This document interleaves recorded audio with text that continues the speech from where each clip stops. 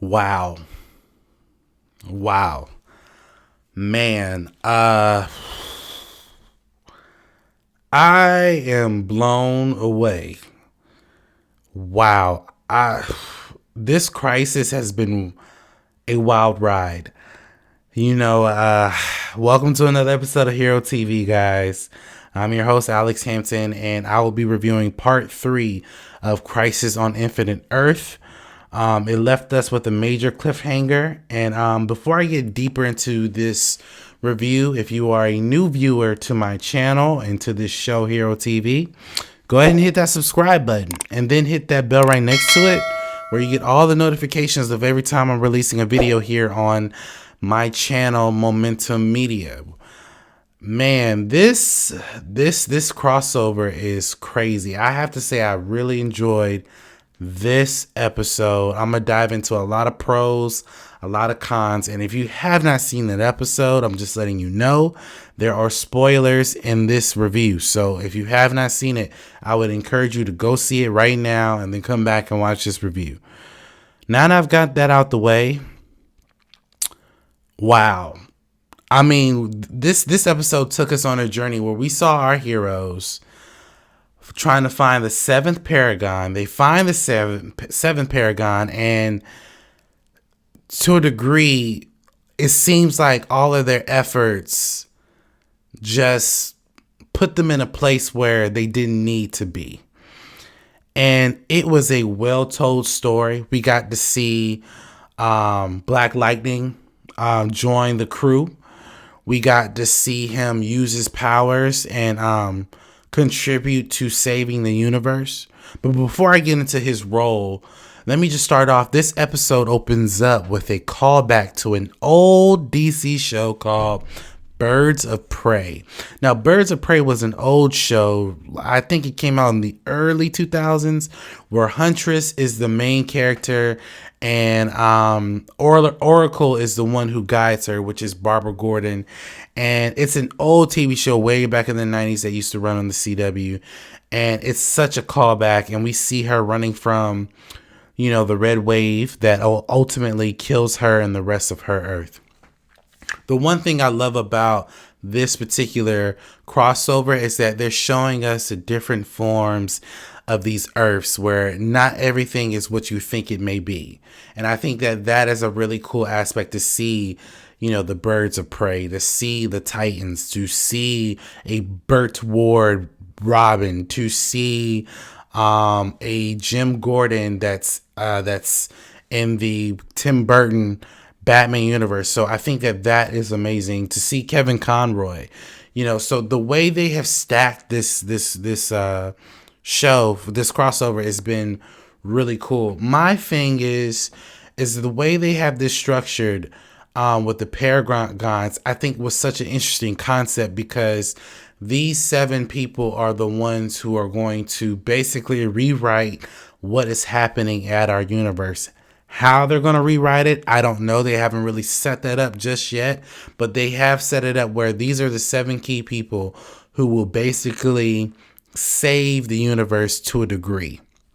Now, here's my thing. This thing shocked me because this was the episode where we saw the Flash die. That's right.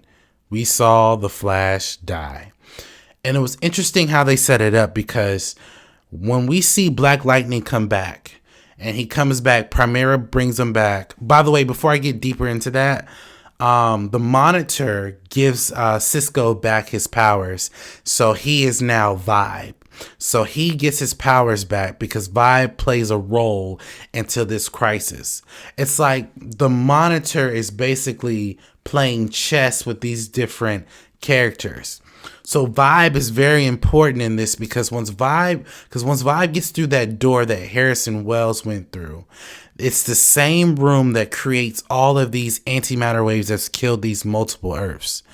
Once they get in that room, they see another Flash in there, the Flash that appeared in Elseworlds, the original Flash from the early late 80s, early 90s TV show, The Flash.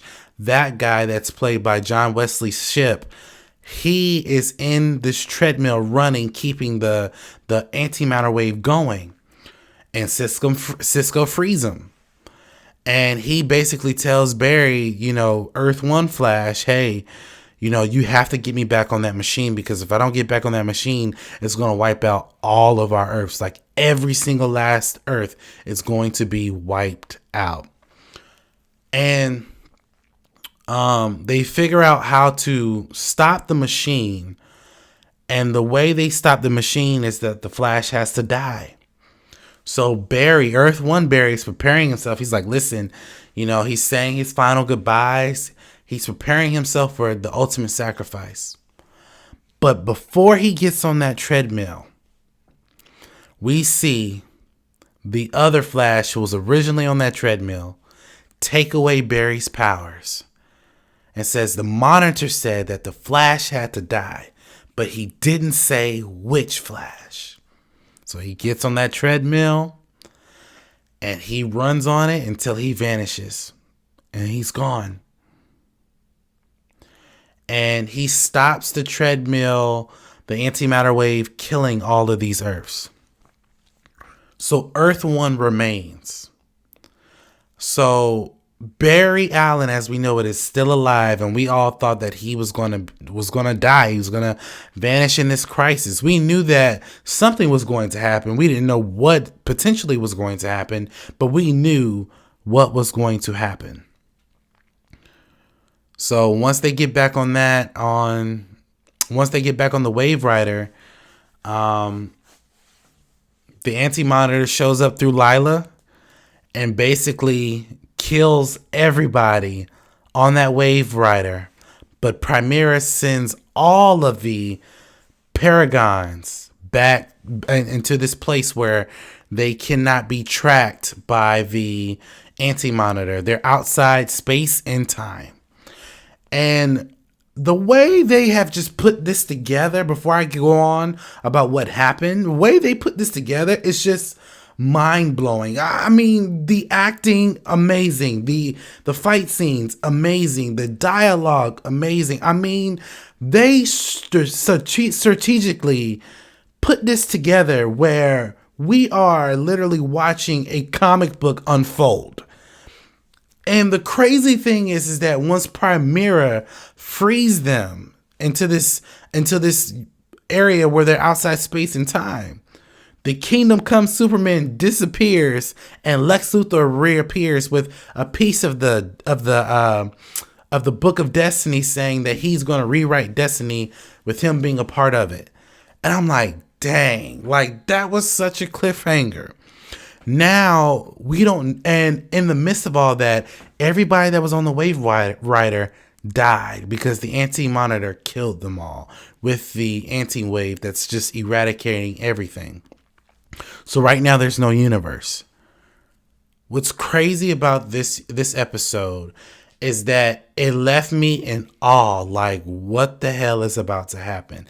Now I have to wait literally pretty much a month to watch the part 4 and part 5. And DC TV has done a good job preparing their characters. DC TV has done a good job showing us what this crossover was going to be. They did an amazing job telling a cohesive story. All 3 episodes were really good. I have to say the third one was the best. The third one was the best. The first one was the second best, and the second one was the last best for me. All great episodes. I cannot wait for part 4. I'm flabbergasted. Like, they literally killed everybody, and they literally Avengers Infinity Ward this. They literally, with the snap, they literally Infinity Ward this and left only certain characters here. This is what was supposed to happen. And I am super excited for what part 4 and 5 are going to be. Thank you guys so much for watching this review of Crisis on Infinite Earth Part 3. Please like, comment, and subscribe to my YouTube channel where you get all the updates of what I am doing here on Momentum Media. And please jump down in the comment section. Let's start a dialogue. What do you guys think about my comments? What did you guys think about the episode? I genuinely want to know what you guys thought.